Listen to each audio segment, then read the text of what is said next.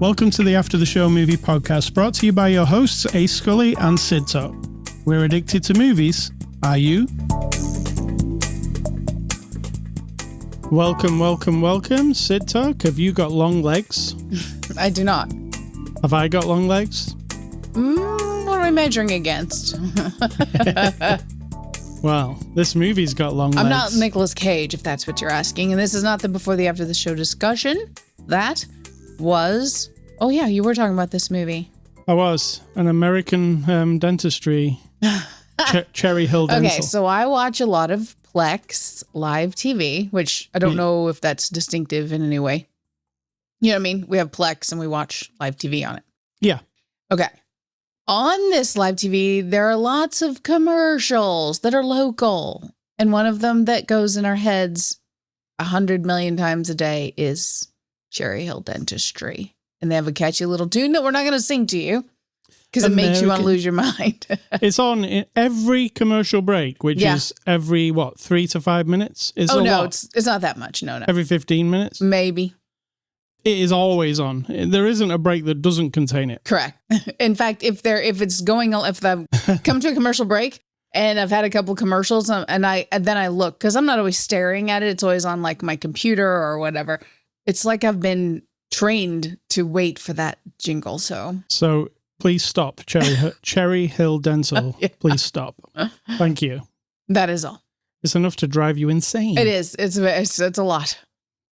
All right, Cidtalk. It isn't Saturday, August the 31st. It is not. It's actually Wednesday, August the 28th. What the hell's going on with the dates? Well, I'm going to be going out of town, so.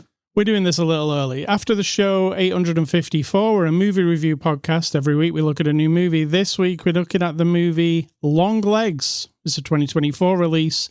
Out now on streaming. It's rated R. Its runtime is 1 hour and 41 minutes. And it's from our friends at Neon, who sent us a copy for review. Cidtalk, give us the synopsis of the movie Longlegs. There's a serial killer killing families and some alluding to that there's a doll possessed by the devil. Is this Annabelle? Exactly. Or dolls, multiple dolls. And there's Nicolas Cage. Yeah. So there's that. I'm sure that's not what's on the box. I'll give you the one off the box. Aye. In pursuit of a serial killer, an FBI agent uncovers a series of occult clues that she must solve to end the terrifying killing spree. Okay. Is that good? I mean, yeah. It's what happens. Doesn't make it sound as like interesting. No. All right. Longlegs, latest film from Neon. What did you think? I liked it. Just like? Yeah, just like, I mean, sometimes. Okay, so I like murdery, weird movies. It is what it is. This is one of those. It is. I mean, stories about compulsions, people's dark side, solving that problem, like all of that goes around it. I'm not afraid of a little serial killer or a little Satan worshiping or however you want to bring supernatural into it, I mean, I'm a zombie fan, so I can go there wherever you want me to go with this kind of stuff. I think that the way this movie's made, the way it looks, the vibe, the pace, everything is awesome. It gets in you. It's got that vroom, vroom, vroom, vroom, vroom, vroom, vroom, kind of tune going on all the time. It kind of gets in your heart rate, kind of adjusts your heart rate for you. I like all of that. And explain, it's like a procedural almost FBI case. Murders happening. We have a young FBI agent who, in the very beginning, we are given the sort of hint that she might have some sort of extra perception, A gift. Yeah, some sort of like she looks at a house and she could be like, this is the killer's in there with no evidence, right? So we only hint at that like once. Mm-hmm. And then we kind of let that go. It's just planted in your mind. And now we've got them putting her on this case of the families that are being murdered by the fathers and they can't figure out what's going on. There, of course, is a cryptic letter at every site. And so you've got, like you said, the procedural thing of FBI trying to figure out what's going on. And she is on the case. She does even the thing where she spreads out all the pictures and the evidence to look at it. You know, the board on the wall. Yes, it is very specific. Only the board on the wall, the files on the floor, all that stuff. It's just that you also have this undertone of her either seeing or having around her this image of what we all typically think of as a satanic image, you know, like a creature with horns. Yeah, and we see a snake jumping up a lot. Yes, she imagines a snake. And so you've got that. That's a bit overt for me. Is that the right word? Like obvious stuff? Yeah. That makes me then be like, this movie's too good for that to be the thing. So as we're going through it, what I pick up on is maybe we're not talking about Satan as the bad guy here. Okay? Mm-hmm. Stay with me here. At one point, Nicolas Cage's character, because he gives these little speeches and he's really freaking creepy and everything. Nicolas Cage is in it. Is that a spoiler? No, I don't know. And at one point, he says a bunch of weird stuff, and then he says in this very creepy voice, "Hail Satan!" And then you might not have noticed, but he winks at her. Yeah, he does. Yeah, like he goes, like, yeah, it's not really that, but it's really evil and sick and weird. And there's a doll where there's a thing inside of its head that may or may not contain some sort of power over people. All this stuff. There's a lot of stuff going on. It's definitely the creepiest version of Nicolas Cage I've ever seen. It is. It's just that I felt like I'm being led down this, like, oh, it's about Satan worshiper and he's working through. They even mention like Manson at some point. Yeah. And you know, I get it. And that could be a compelling story, but it didn't feel right. It felt like it was detached. And then as we got further and further, I'm like, I feel like that's not it. It's bigger than that. Right. And it's not about humans who are terrible and that we all just have it in us to be terrible, because there is something supernatural happening, right? Mm-hmm. The dolls are there with the sphere, and when you shoot the doll in the head, the person attached. It's a bit of a mix of things for sure. Yes, it's not just straight up. It keeps layering it on as well. Yeah. You think it's one thing. And maybe I was reading that into it because it's so good that I didn't want it to be that. You didn't want it to kind of go low common denominator. Yeah. Yeah. Like, oh, as long as you follow this weirdness about Satan guiding you to murder people, then, you know, good versus evil, like the bottom line there. I didn't want that to be it. So maybe I'm just making shit up. Because, spoilers, as it reaches its climax, I mean, you're told specifically it's the devil. It's about the devil, right? Right, but I don't know if it is. That's my point. They tell you it is, though. No, they're not telling you it is. Because even when he says, "Hail Satan," and he winks, and we don't know. But when we get the exposition dump in the last couple of minutes about the devil's, but she doesn't know what it is. The mother then goes through this story of how he introduced himself to her, and now she helps him with the murders. Yeah. To save her own daughter, who becomes the FBI agent, right? So you got to watch it to get all these things. But even her telling of the story, I mean, he comes to her, he's going to murder her. She begs him to save the daughter, and she'll be complicit. Yeah. Even her saying that it's Satan or whatever I'm not convinced. Because, you know, when they take the ball to the autopsy guy and he's like, oh yeah, it makes a noise when you ding on it. And yeah, but that doesn't mean it's Satan. But there's nothing in it. There's something supernatural about it, right? Supernatural, I can go for. Because it also makes people kind of stop in the tracks and see weird shit in their heads when the noise goes off. Also, makes them like drink the Kool-Aid type of deal, doesn't it? Yes. Makes them, oh, I'm just a normal guy. Oh, now it's time to kill my family. Here's the question. What if the idea of Satan, Lucifer, just in case anybody doesn't know, I don't believe in anything, so these are all very compelling questions to me. So let's say for all mankind making up whatever we got to make up or believing whatever we got to believe, that we've only chosen that there's two things, right? There's a god somewhere or multiple gods, and then there's the bad guy. What if that's not all that we're talking about here? And then there's Nicolas Cage. Right. Some other thing, right? So that, I don't know. It felt like this movie's too smart and interesting for this to be it. Maybe I was just not wanting to be sucked into. I kind of agree, but I think it's also a very effective scare of a movie. Sure. It's got some disturbing imagery. Nicolas Cage you see him in the opening sequence, but just the bottom half of his face, and you hear his voice when he's talking to the little girl. And even that is creepy as shit. It's creepy. I was like, okay, we've just seen, a third of his face and I'm already creeped out. So what the hell's going to go on in the future? And in the future, he's not got a lot of screen time, but what he has got in the screen time is creep factor. Unsettling. Yeah. And he really throws himself into it. It's, that interview scene, for instance. Yes. Yeah. You're not going to forget that in a hurry. So it has moments of, holy shit, this is awesome. Also, I said to you, I kept feeling David Fincher's work, which was like down to the camera work and how like kind of dark and grim everything is, but also very sterile at the same time. It's the way he does his camera work. His camera moves very slow. Everything's perfectly framed all the time. And this does it all the time. It's following her.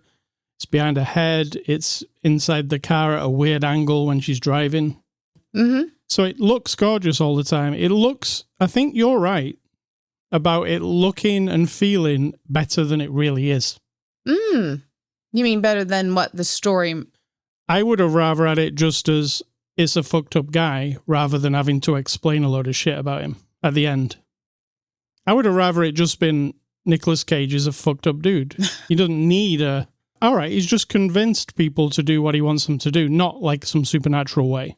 Right, but the supernatural is also interesting because then it's literally out of everyone's control. But you're right, it doesn't feel... Because once we've killed a bad guy, like a bad guy who's just a psychotic bad guy and wants to harm people and bring the world down, once you've killed that person, unless they have followers who do copycats, you've solved the problem. Right. If the problem is something in the universe that just wants to fuck around with everybody endlessly, relentlessly, with no boundaries, just like a prankster, jokester, whatever, because we're just stupid and we're here to play with. That is endless, like I said. So that's interesting, more interesting. Like the Supreme Being in Time Bandits.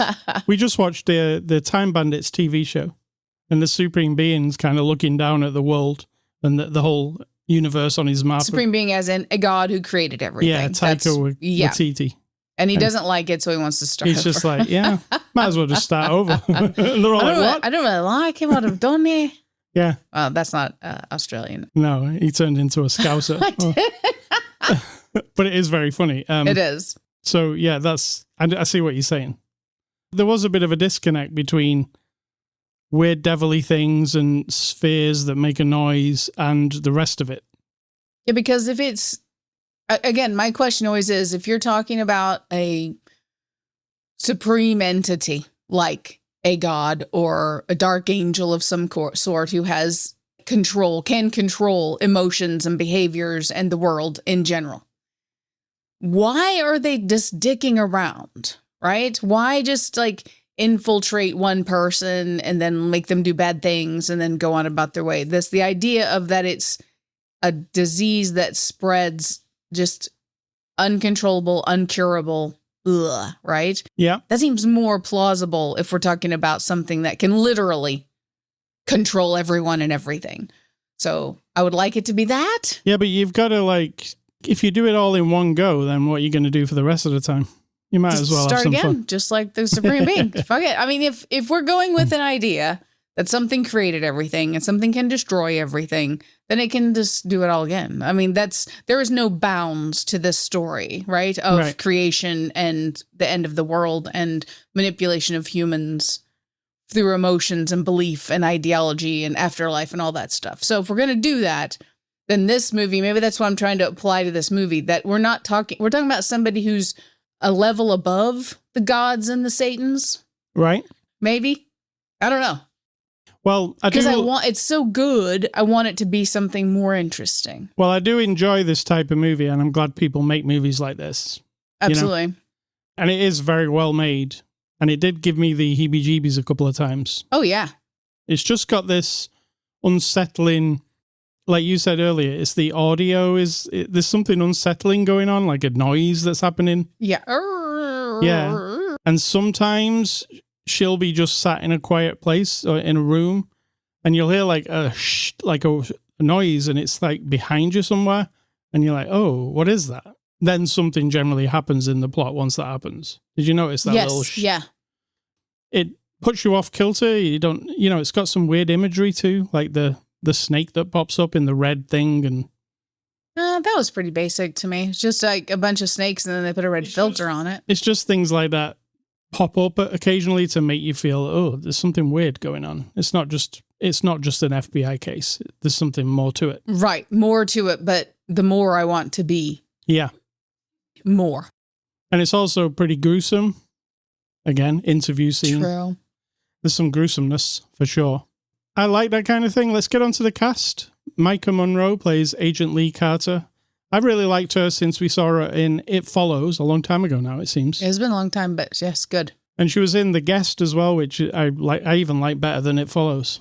She's really good, and she's great here too, because, I don't know, in this movie, she has to carry most of it. Absolutely. It's mostly about her. Did we mention that she's an FBI agent, but she's also kind of got she's not very good with people, is she? No. So, but that they try to explain that away, that at some point she has been yeah.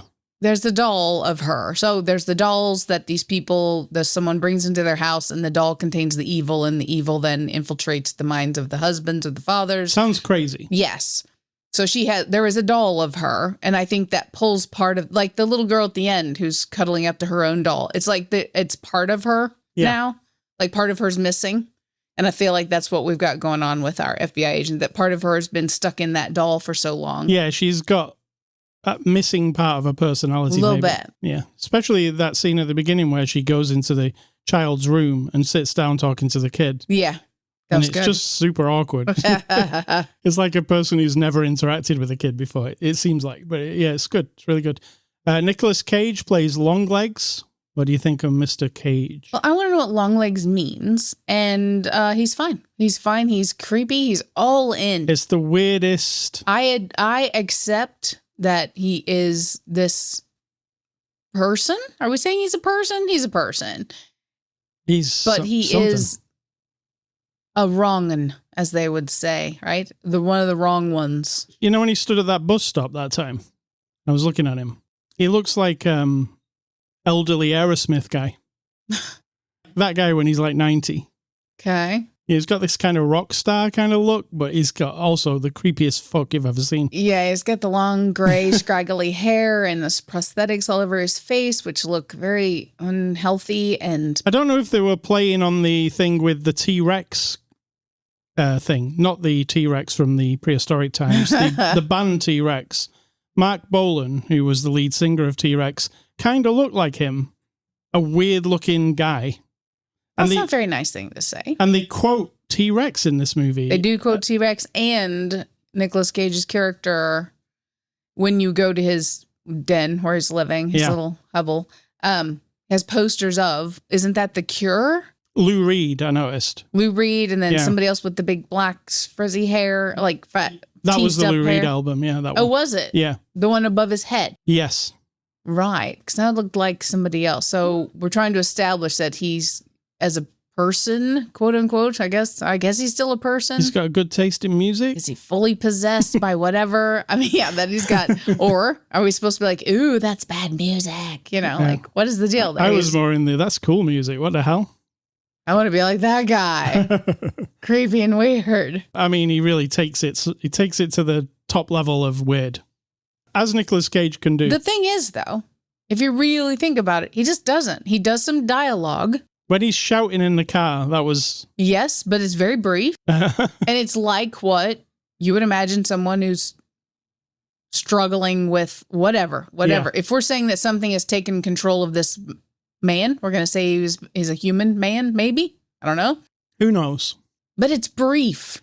We don't have long scenes other than the interview scene where he's doing a lot. It's very, like, it's enough. It's enough for you to be, like, this is bad. I don't like this. Yeah, I said to you, I don't like He this. makes me feel uncomfortable. Please get away from this guy. Everybody, like, don't be in the room with him. You really don't need to be. We've got Alicia Witt as Ruth Harker. Let me go back to Nicolas Cage just for 1 second. The thing about him and this character, in the voice that he's doing, and in the way he's saying things, there is a hidden longing to not be this. Yeah, I think so too. Do you know what I'm saying? Like he just wants to be a guy. He's crying. He's like, you know, he's preying on these families, and there's like I don't know. There's something there. It feels like there's a bit of everything. Like there's a bit of a child in him. There's a bit of, but he's trapped in this weirdness, right? And he does it well. He goes, yeah, you have just. I mean, I had not sympathy, but like a glimmer of like, what is causing this? Like, what is the reason he's gone? He's this, you know? Yeah. Alicia Witt plays Ruth Harker. That's the mother of our agent. She was really good. Yeah, excellent. I mean, really, really good. Everybody's good in this movie. Because she has these phone calls with her mother throughout the movie. What I love about these phone calls is hilarious, because my mom doesn't do this. Well, my mom will say, okay, when my mom calls you, she goes, hey, it's your mom. Yeah. And it's like, oh, yeah, really? I know. I've listened to your voice my entire life. So in this movie, whenever our FBI agent calls her mother says, Lee, is that you? And she's like, I'm your only daughter. Yes. You know, like, of course it's me. And it's multiple times, which I found very amusing. Yeah. So you don't see her at first. You just hear these phone calls with her. And I'd made up my own mind of what she was. Oh. And then when I saw her, it was kind of a surprise because what I'd done didn't line up with her. Oh, okay. Yeah, so that was interesting because you don't really see her until what, like the middle or towards the end, really. True. We've also got Blair Underwood as Agent Carter. It's not that Agent Carter. No. But he's her boss, basically. I thought he was really good. Yeah. I mean, very good. I like that time where he gets a little bit drunk, where he's like, she's telling him stuff and they're in a bar and he gets a little bit drunk and she drives him home. And then he kind of makes her go inside the house with him. He's like, you come in and meet my wife and my kid. And she's like, do I have to? And he's like, yep.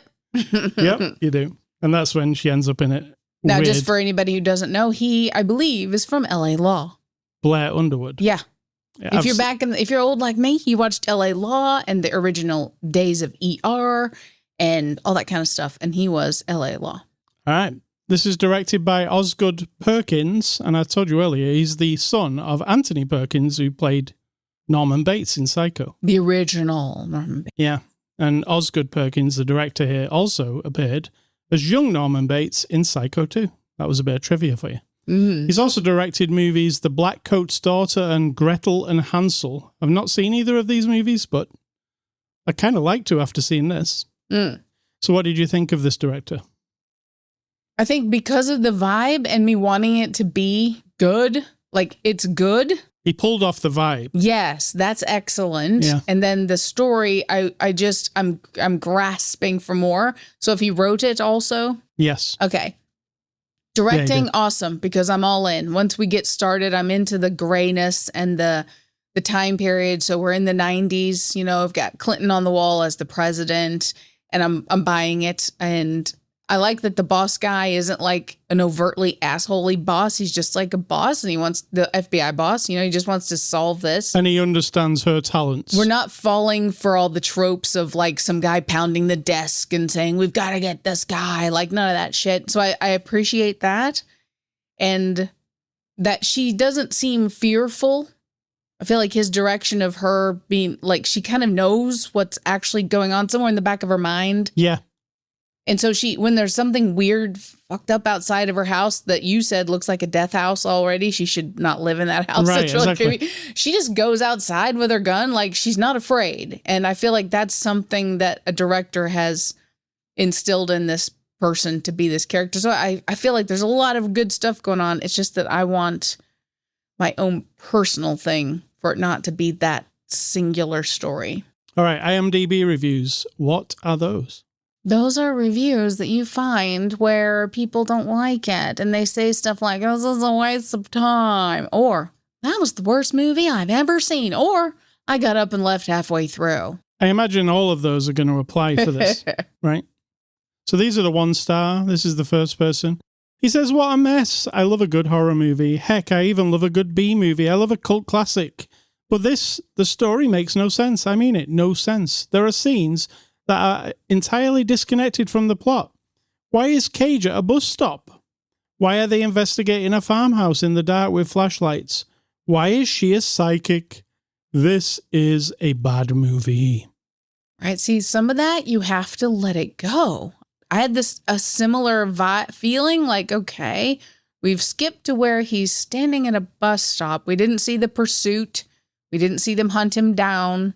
She has told them that she thinks it's this guy, so they're going to go find him and bring him in for questioning. I feel that makes it weirder, though. Yes, yeah. And I don't mind because, I mean, what else are you going to do? The same old boring, like they're going to show up at his house, like you mentioned, Silence of the Lambs. Right. They're going to go through the house, they're going to throw him on the floor, and he's going to act like, and you know what I mean? Like, why do we need to go that route when we could just cut to the chase, and he's standing there with his suitcases, strangely, and they pick him up. I mean, I was fine with that, but I did question it. So I question it. I feel this person, I don't know what their gender is, they're questioning of this. Second guy says, this should be called Long Yawn.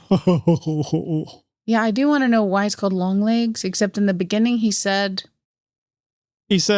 I got what the story was. It could have been better, but I'm afraid to say it was rubbish and badly executed. Anyone who says this was more than a 3 are seriously deluded. Oh, I'm deluded. It's a 1 out of 10 from me. I'm deluded. Deluded. And finally, I'm usually a fan of Micah Monroe, but she's lackluster in this film. I don't know anything about this movie except it was supposed to be some sort of thriller. But it ended up being a satanic movie, which Hollywood loves these days. The pacing was a slow burn, sure. This is Silence of the Lambs for the masses. It sucked. I disagree. Yeah, so those are the people who didn't like it. And we'll give it a score. I'm going to give Longlegs a 6 out of 10. Well, okay, I'll go 7, just because I really enjoyed the overall experience and the performances, and everybody really drew me in, so I was there for it. Yeah, I'm with you, though. There's a lot of the set dressing, the whole thing I really like. Yeah. The vibe is really good. The ending, I wasn't that big of a fan of it, but the build-up to the ending, I kind of liked. And sometimes that really pulls you down, doesn't it? When you're like, it does. Oh, I wish it was a bit more than that. Or, yes. Yeah.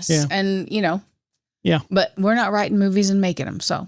No. So you did a better job than we did. All right. Thank you. Next week, we're going to look at the movie The Bike Riders. Do you know this one? I do not. It's about me when I fell off my bike. Oh, how is your arm, by the way? Very sore still. It's very bruised. Oh, my God. Very bruised. It's a week later. It's definitely, if it was a 10 out of 10 for pain last week, it's more like a 5 now. Okay. That's what they would ask you if we actually took you to the doctor, which we did not. Right. We're just winging it. I mean, there's a lot less. It's a lot less. And it's clearly, I've just got to wait for all the bruising and the swelling. Bruising is so scary, though. My God. It's awful looking. And I've been taking a picture of it every day. Yeah. So we have that record. Maybe you'll compile this picture so you can have all the different arms and I can post it on Twitter. I can if you want. Yeah.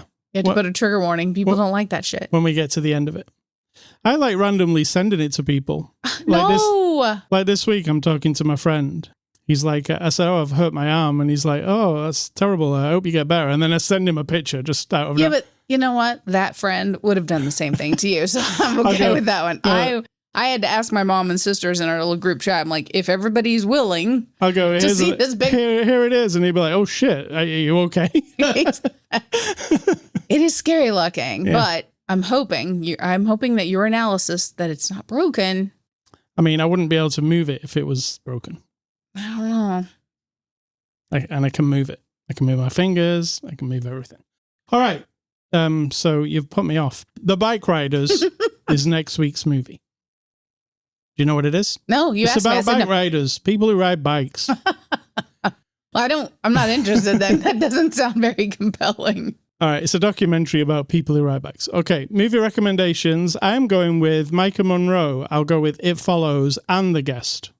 And Nicolas Cage, I'll go with David Lynch's Wild at Heart, which he was with Laura Dern, and it was mental. You've always loved that movie. It's a mental do you think movie. If you watched it now, it would hold up? Some of it was on cable, free streaming TV. A bit of it was on the other day, and I turned it on. It's got that like melodramatic Twin Peaks vibe. Yeah. On purpose. It's almost played like a soap opera, but it's extremely violent. I still really like it. It's very good. Yours are? My recommendations are going back to the 20th century. That's 1900 to 1999. Yeah, that's the 1900s, kids. And I don't know the theme anymore. I think it's drama. But these are kind of weird, too, and they're very of the times. So I think we can kind of pinpoint this era. First one's Flashdance, which is not related to the others. And also, I'm not recommending these for quality. It's just on a list of movies I have seen in my life, of which there are thousands, tens of thousands we're going to say. Yeah. So we got Flashdance, Dancy. It's drama, right? Henry, Portrait of a Serial Killer.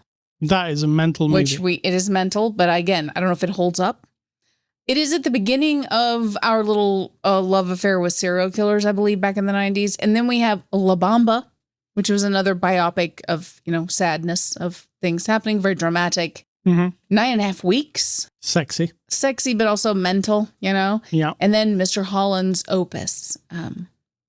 And Bob's Burgers, Linda calls it Mr. Rotten Penis or something, which is hilarious. Really? Yeah, I forget what she calls it, but it's not Mr. Holland's Opus. I've never seen it, actually. I've never seen it. It's Dreyfus. Yeah, I know who's in it. He's like a musical guy. He's a conductor and a professor of music, and his son is deaf. And so that's like the drama there. I've seen the trailer of it, and that's my experience with it. Sometimes the trailer's enough, right? Sometimes. We watch a show called Gogglebox, and we watch the British and the Australian and whatever. What else have we seen? Is that the only two countries? Yeah. Sometimes we experience a television show fully from the clips that those people watch and talk about. And then we're like, that's enough. That's all we need to see. Yeah. Like the TV show, the British TV show, Line of Duty. Yeah, we've never seen the whole thing just on that show. Yeah, we've just seen like 5-minute clips of each episode, basically, where they talk. Which is hilarious. And we're like, yeah, we've seen that show. We know what happens. But we never saw it. I think sometimes you're right. I'm right. That is how it should be. Like you see the trailer for something and then you realize, I don't think I want to see that, but I get it. Yeah. I get what it is, Something like a Wayans Brothers movie, like scary movie. I'm like, the trailer, okay, it's 2 minutes. There'll be a ton of jokes in it. And by the end of it, I'll know exactly what that movie is and that I don't need to watch it. Judgy. All right, Ascully stuff. I've been playing a new Steam game this week called Cybercorp. I don't think you've seen this one. It's a top-down shooter, which I really like. They call them twin-stick shooters because on your controller, you use both sticks, one to aim and one to fire. And this one's like a cyberpunky, you're a robot guy, and you're going through these levels. There is a story to it, but you're basically going through levels and you're killing enemies, you're picking up guns, and because you're a cyber guy, you're picking up like implants for yourself so you can make yourself better. Implants, that old tropey trope. Yeah. They call it a co-op loot shooter on their blurb. But I haven't played it co-op because I have no friends. I just play it on my own. So yeah, apparently you can go in there and have fun with your friends, but I've just played the single player and it's fun. And it's, what it's really fun for is putting it on the Steam Deck and playing it on the Steam Deck because it's the type of game that really lends itself well to that. You can just have a quick run and try and do better than the last time. It's isometric from above. You've got combos, you've got like a katana plus like machine guns and stuff that you pick up. And it's kind of hard, which a lot of games these days, I've noticed, have started moving to this, let's be rock hard and really difficult to play. What do you think of that? I mean, I'm sitting here playing City Skylines as I'm listening to you, and I don't want it to be hard. I'm in it to play and build things. So, yeah, that's not my scene. Yeah, it seems to be a thing. Like, it's becoming like that game's really hard. So it's like a challenge to people. I'm going to go and do well on that game. Right. So, and that seems to be the Souls games, with like Dark Souls and Elden Ring and those kind of games were the first to kind of bring up these games that are, I would say, too hard for the average person. You have to be like gifted in it to do it, you know? Right. So that's becoming a thing in games because all the different developers are like, those games that are really hard, they seem to be doing really well. So let's make our game really hard. Let's just do it. Yeah, so there's been a big glut of games that are really hard. This game's fairly hard, but it's not Elden Ring level hard. So it's called Cybercorp. It's on Steam. It's early access at the moment. Some might say to you, so do you want every game to be just dumb and easy? I actually like where you can choose how hard it's going to be, like easy, medium, or hard. Or use all the cheats like I do. Right. Well, I usually just play games on medium, always. I don't play easy, I play medium, because I'm always like, well, that's probably where they want you to play it. Right, square in the middle. Not too hard, not too easy. And I don't play games that you compete against anyone else. Right. I only am in like The Sims and City Skylines and Cities...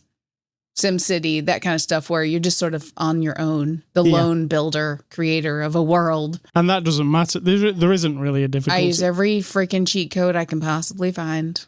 Right. So this game's called Cybercorp. It's actually early access. So like when you buy into this game, it's $13.49 at the moment. It's on sale on Steam. How early access works on Steam is the developers working on the game, they put out a build of it that's like fully working.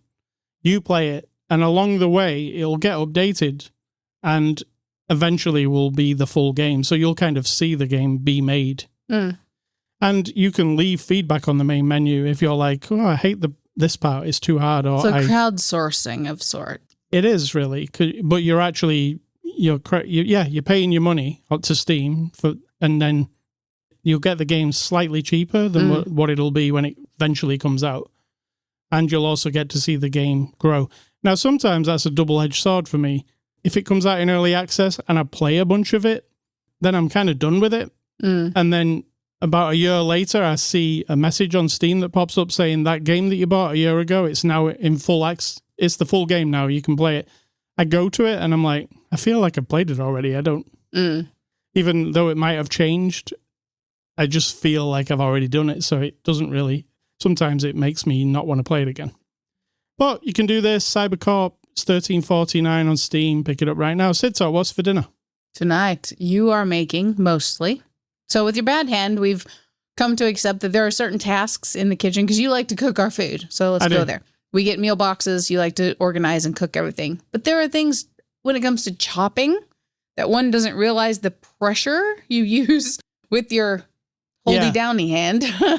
And then trying to chop it. And so I intervene. Luckily, it's my right hand that works and my left hand is I've weak. been very, very grateful. Yeah. I'm not the grateful type of person, but I've been very grateful that. And I even said it the minutes after it happened when we were in the car and I thought you was going to pass out. I'm like, I thought you were going to pass out. I don't want to stick bad poor grammar in there randomly. I said, I'm just glad it's not your right hand because that's torture. But yeah, so when you're cooking, I intervene a bit as needed. I just get you to chop some things and then I'll do the cooking part. Pick up a heavy pot of water if needed, or a skillet or a hot thing where we got this gigantic cookie tray that if it's hot, you need both hands. We're a team.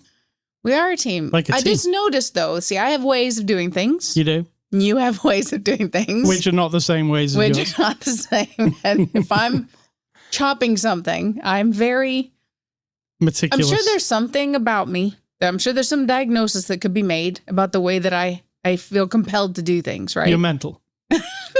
No, just, I'm sure there's something. So when I'm chopping up a tomato, right, where you go like, slop, slop, slop, throw it in the bowl. Yeah. I'm like, okay, so slice it.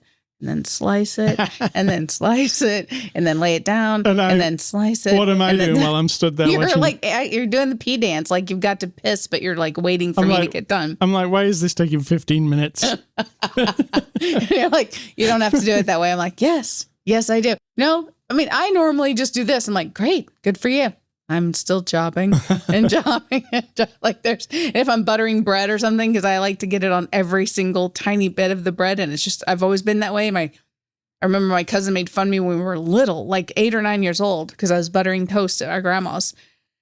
And I have to put the butter all the way to the edge, and I kind of smear it. It's almost like I'm laying, what's it, like cement, like I'm getting it in the crevices, and it's got to cover all of it, like a nice layer of it. And it's just a way I've always been. And when I'm doing that and buttering your toast, you're just like, that's fine. It's fine. Just that's give me the toast. a little stupid smear is fine. I'm like, that is not fine. So we have that going on. But so there'll come a time when you are free of me as your sous chef and you'll be good to go. But for supper, we're just having a flatbread with stuff on it. To answer your question. What is your advice? And let's get out of here. My advice isn't advice, except maybe at the end it sounds like advice or a little bit of judgment. So whatever, take it as you will. But I want to say to people so you feel it's your duty, your compulsion, that you are righteous and correct in wanting to manipulate or in some way force me to choose to come and participate in something. Oh, you've got to go to this concert with us. You've got to go to this thing. Oh, you've just got to. Come on. You don't want to miss it. Come on. You have to go. Well, you have to do this thing, right? So you're that person, forcing the person who's saying, no, thank you. I'm not interested. No, thank you for asking. But you're compelled, right? Me? People. Oh, yeah. Okay. No, not you at all. So the pressure is that my presence is to be in a place where I don't want to be, doing a thing I don't want to do, observing people and behaviors I'm not interested in, engaging with conversations I couldn't give a shit about, right? I pick and choose very carefully the things that I do engage with in this life. As I get older, I know myself very well.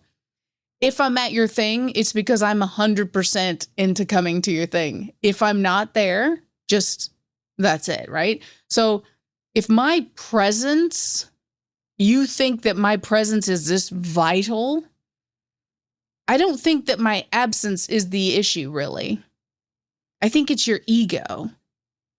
Like your ego or yourself that tells you that everybody wants to participate all the time. Everybody wants to be involved. Everybody loves social activities. If I want to be there, of course you want to be there. And if I don't get you to come there, then somehow I'm failing. Or you're failing to recognize that you really want to come and do this. Come on, you really want to. No, I really, really don't. That's it. It's not about me or me as the person you can plug into that situation who's being drugged by their hand to go to a thing they really don't want to go to, right? I'm just the generic filler at the moment. It's not about that person. It's about the other person and their very selfish behavior. I'll leave it there. Well said, Cidtalk. Ascully.com, that's the place you can go to get this podcast. Twitter, Facebook, Instagram, that's our social media. I'm Ascully, she's Cidtalk. You can catch us on Spotify, iTunes, Amazon Music, YouTube, anywhere that podcasts are available. Email feedback. Wasn't there a new thing? There was not, as far as I remember. Maybe? We'll think of it for next week. You can email feedback to me, ascully@ascully.com. Don't email Cidtalk, she doesn't want your email. And stay classy, Micah Monroe, who was excellent in this movie. And I'm going to say, think for yourself, because if you're not doing it, someone's trying to do it for you.